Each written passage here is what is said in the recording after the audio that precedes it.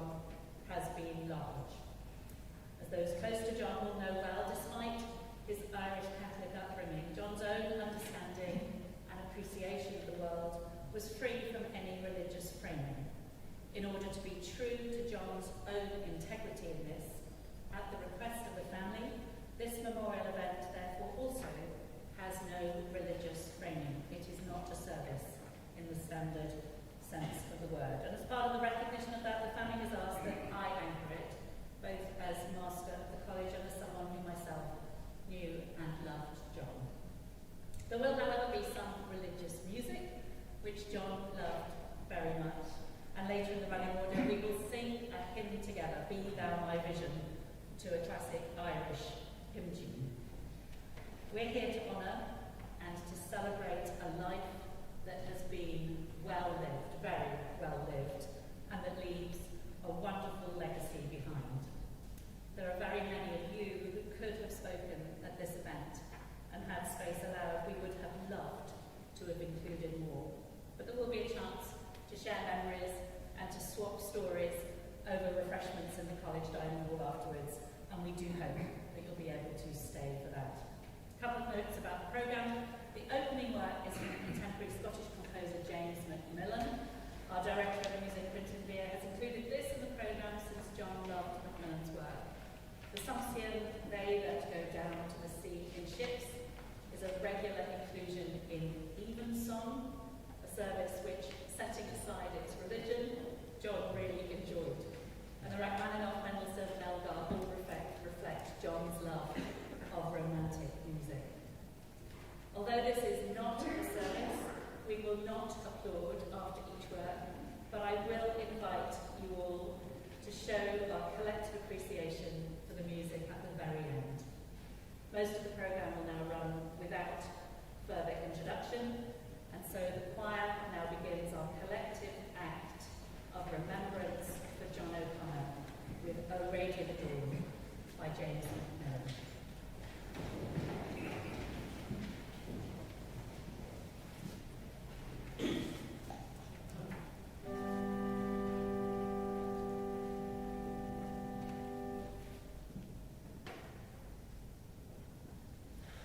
Oh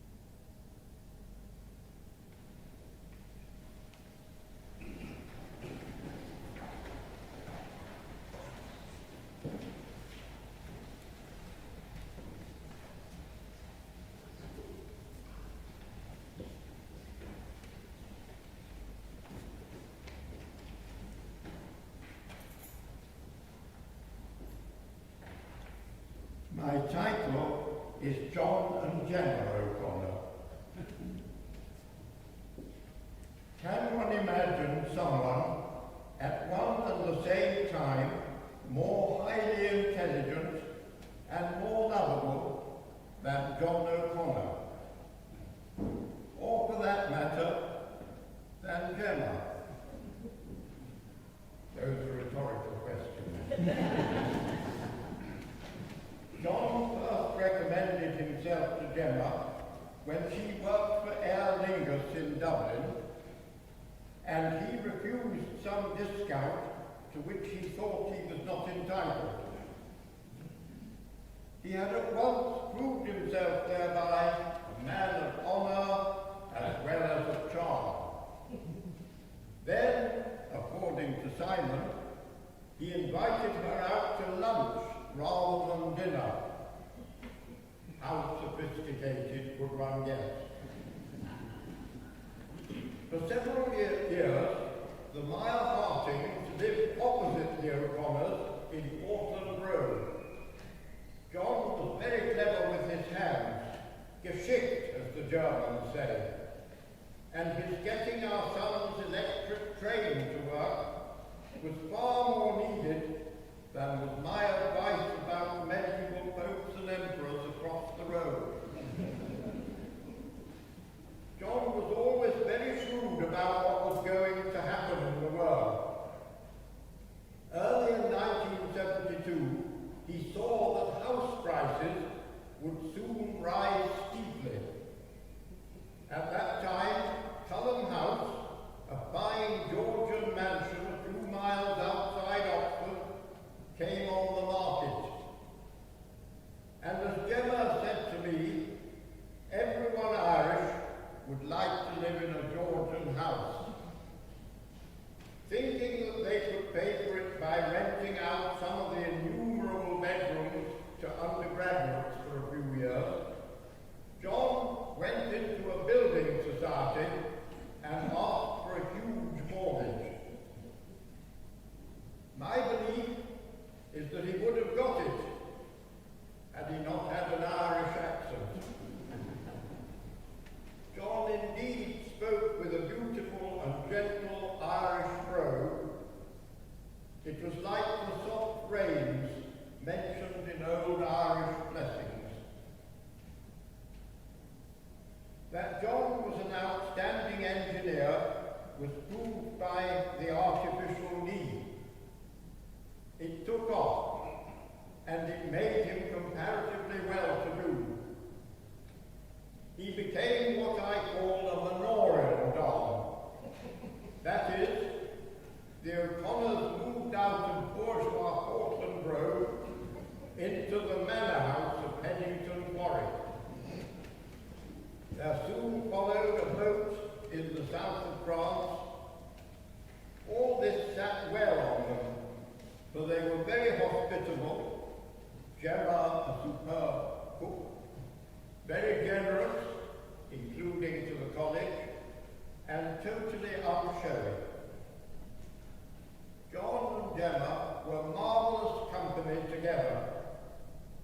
John's talk expressive and rich in humour, and Gemma an authentic wit. Gemma once asked me, as if posing a catechism question, who was the architect of Nuffield College? Answer, Enid Blyton. In writing, John was a brilliant stylist. People in Oxford are sometimes snooting about the culture of engineers. In St. Peter's, only 3 fellows knew Greek, and I was not one of them. They were Francis Warner, the famous English tutor, Ken Woodgate, the physics tutor, and John O'Connor, the engineering tutor. Occasionally, John's numerous research students, writing up their doctoral theses, were not stylists, yet even these were somehow mysteriously praised for their good written expression by the examiners. Although John was 90, his death was still a heavy blow to all, above all to Gemma, for it was impossible to think of one without thinking of the other.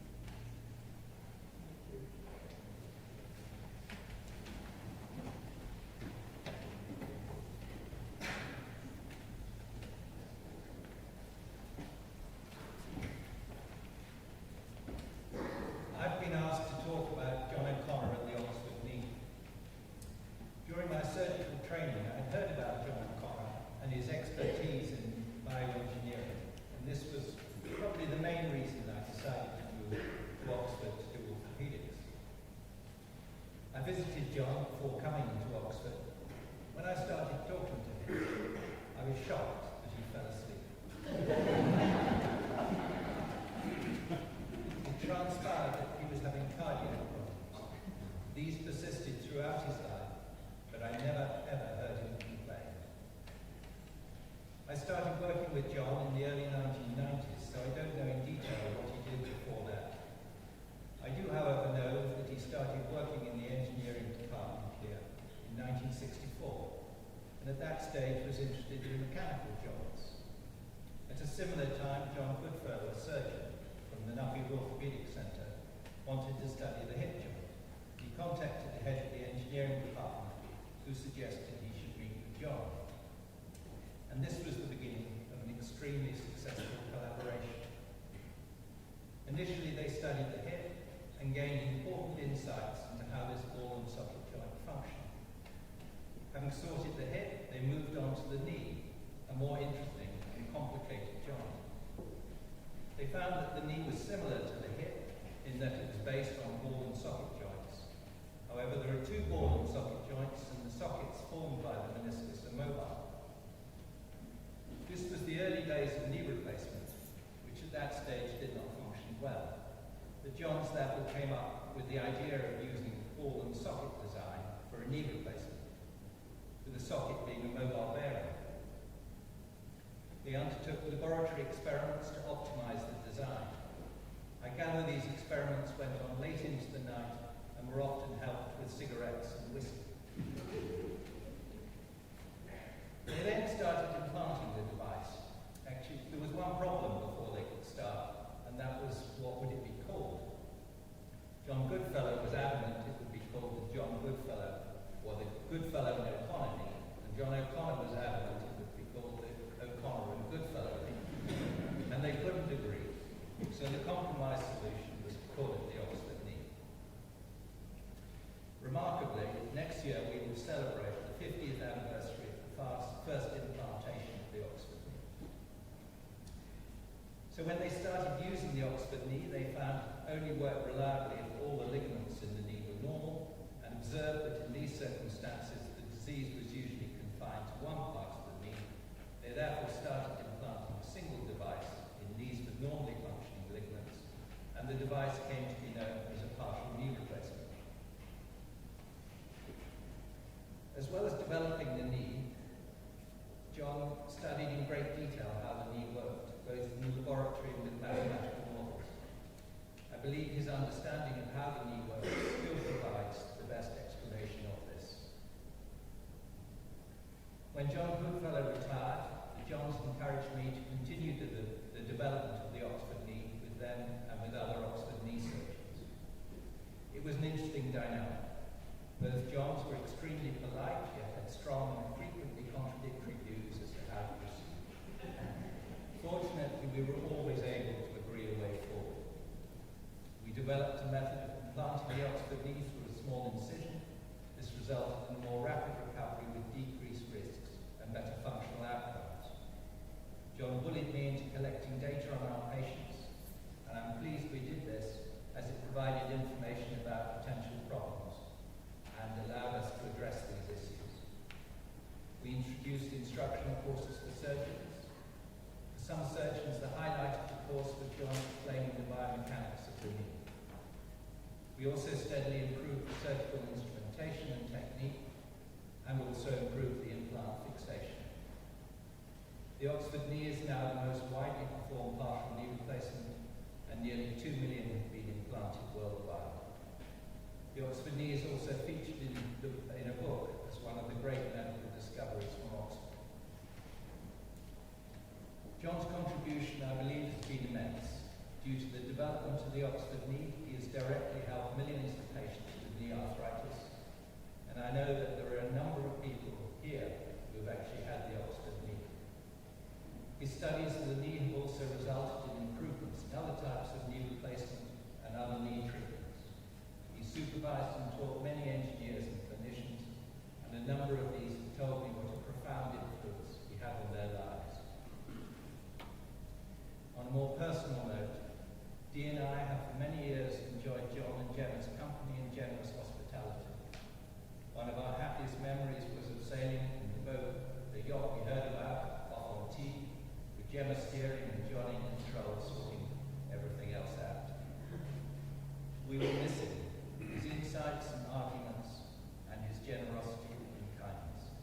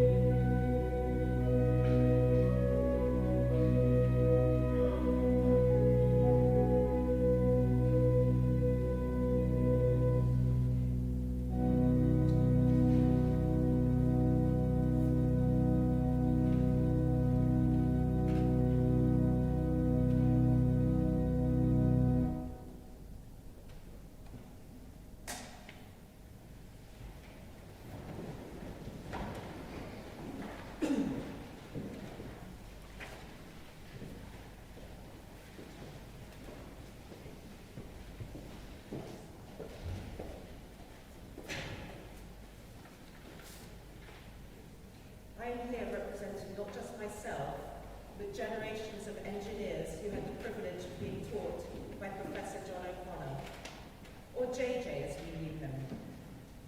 I first met JJ in 1987 during my interview. I was nervous, as most prospective students are, but he went out of his way with his calm demeanour and the gentle twinkle in his eye to put me at ease, by deviating from what I'm sure were his stock questions to ones on subjects that he knew I was more at home with. Little did I know then that this very kind man would fundamentally reshape how I went on to approach and achieve things in my very eclectic career. From 1988 to 1992, I sat in his tutorials, often in awe of how he could distill the most complex engineering concepts into elegant simplicity. But JJ taught us far more than equations and principles. He taught us how to think, how to approach problems methodically, how to question assumptions, and the common sense behind the correct solutions. This was exemplified in my first tutorial when he asked, "Why can you not prove that E equals mc squared?" And those of you who are former students will know the answer, and anyone else interested can find me later. What made JJ extraordinary was not just his brilliant mind, but his humility.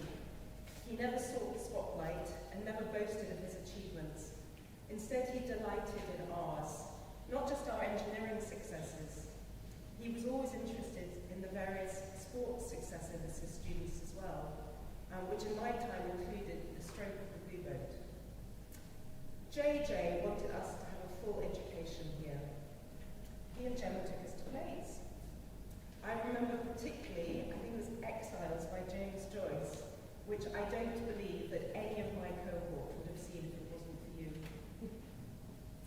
We also had some very jolly social events, always involving a glass or usually more. From 1965, JJ guided countless students through the rigorous engineering program here.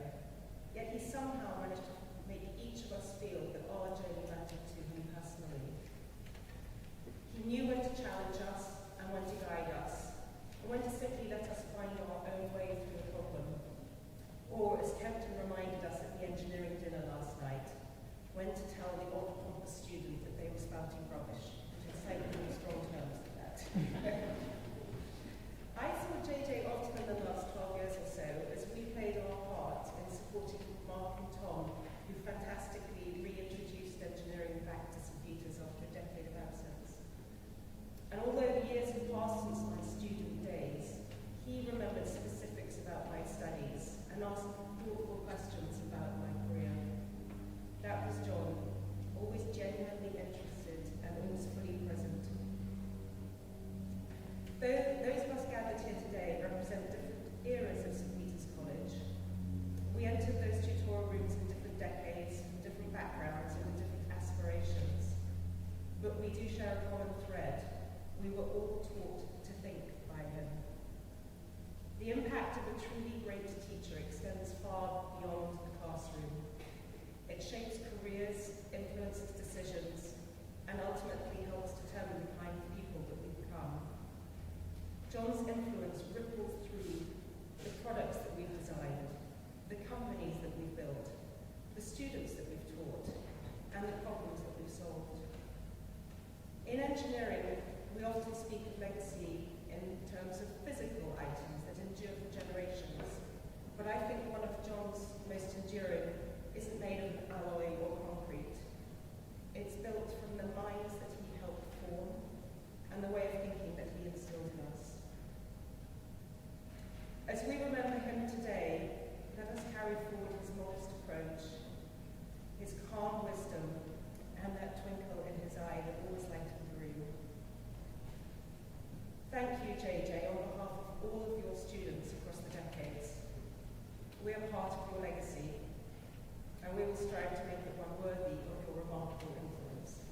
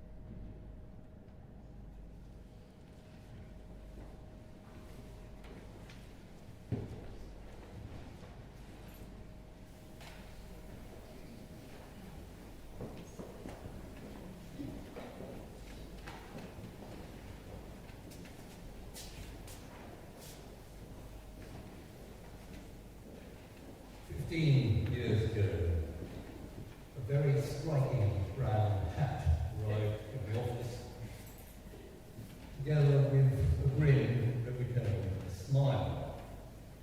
These handsome things, accompanied by a man of mature years and ruddy complexion. John O'Connor had arrived in my life. He was in decent enough health despite the underlying heart condition. He thrust forward a strong hand and then did what he did, which was to suffuse the room in charm, and the warmth bounced around the walls. Of course I knew a bit about him, a most distinguished St. Peter's man, I suppose, the most eminent of all St. Peter's science fellows down the passage of the 20th century. An innovator, an inventor, a champion engineer, a lecturer, a teacher, and a walking, living, breathing advert monument for one of the key benefits of the university, the ability to convene formally and informally talented people steeped in different disciplines and projects for a common purpose. The famed cooperation with John Goodfellow, outlined by David Murray, was noble both in design and in outcome.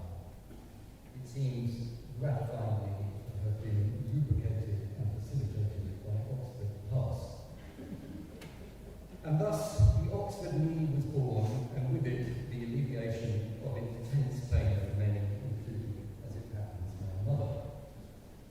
He told me subsequently with Elan, because John O'Connor had Elan, the story of the invention and the failures that preceded the triumph. It was a classic tale of if at first you don't succeed. Of course, he was recounting the story from the perspective of a thumping victory. But it was striking nonetheless, ups and downs, bumps and scrapes, full of anxiety-laden weeks, punctuated by great surges of adrenaline. John had been retired for quite a while by the time I first met him, but that medically imperfect heart was a capricious organ, and it still beat strongly for the college. His regard for this institution was what he most wanted to convey. He loved St. Peter's for much the same reason we all, most of the time, at any rate, love. Unity, solidarity, decency, variety, a certain informality, conviviality. And so far, so all very good. John abandoned powerfully wanted to be at all times benign and delightful, modes of behaviour that came very easily to him. He and Joe offered support to Rosie and me from the outset, and continued to offer it until the day we left. But then the conversation turned to engineering at St. Peter's, or more precisely the lack of engineering at St. Peter's. At which point the warmth of the room, engendered by his personality to this point, went up several degrees, as he recounted with mounting frustration the story of the demise of his beloved subject at his beloved college. He was forlorn, and in an O'Connorish way, somewhat angry about how such vandalism, I recall him using the word, had been perpetrated. There were shrugs, puckered with expressions of incredulity, although he never used the word, I suppose he felt betrayed. I was downhearted, something he would never have wished, of course, because I couldn't see a way of hitting the reverse button and getting engineering back. But subsequently, and with the help of previous generations of engineers at St. Peter's, some good fortune, and some estimable philanthropy, it did come back, and it did so long before John died. He was ecstatic about it, and his happiness was the considerable cherry on the considerable engineering cake. It was a great night when Tom Hancock organised an engineering dinner with John as the guest speaker at the centre, speaking, sparkling, and communing. But his college focus went way beyond that. He set up the O'Connor Fund, a way of dispersing money to fellows to help them with their research. And in effect, he supported young academics early in their careers. It was a huge help.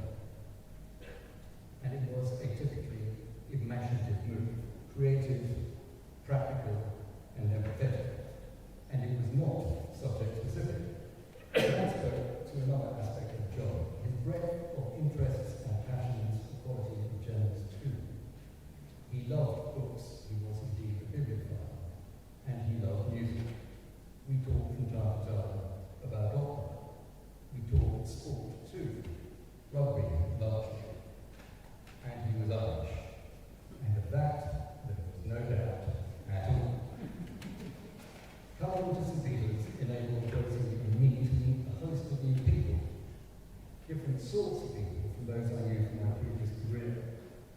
It was a great boon, and we treasure it still. And among those people was John O'Connor, and none finer. The college was lucky to have him. The university was lucky to have him. His profession was lucky to have him. His students were lucky to have him. And so were we.